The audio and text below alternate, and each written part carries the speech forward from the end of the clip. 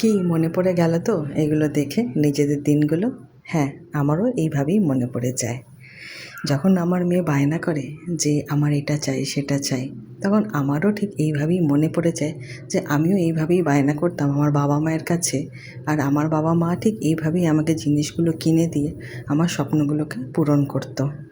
তখন হয়তো এত কিছু নতুনত্ব জিনিসও ছিল না। তখন হয়তো অনেক অল্প কিছু জিনিস থাকতো, তার মধ্যে থেকেই যা বায়না করেছি বাবা সব কিনে দিয়েছে। মা হয়তো কিছু সময়ের জন্য হলেও হয়তো বারণ করতো যে না, সব কিছু কিনে দিও না, কিন্তু বাবা কখনোই না বলতো না। যা চাইতাম তাই কিনে দিত। ওই যে কথায় আছে, পাপা কি পারি। হ্যাঁ, আমরা সত্যিই মেয়েরা পাপা কি পারি। কিন্তু এই পরি কতদিন থাকতে পারি জানেন তো? যতদিন আমাদের বিয়ে না হয়ে যায়, আর যতদিন আমাদের বাবা না চলে যায়। বাবা যবে থেকে চলে গেছে হয়তো আর সেটা আর হয়ে ওঠে না বাবা কি বাড়িটা।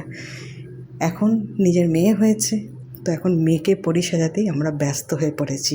কি ঠিক বললাম তো? তোমরাও তাই করছো তো?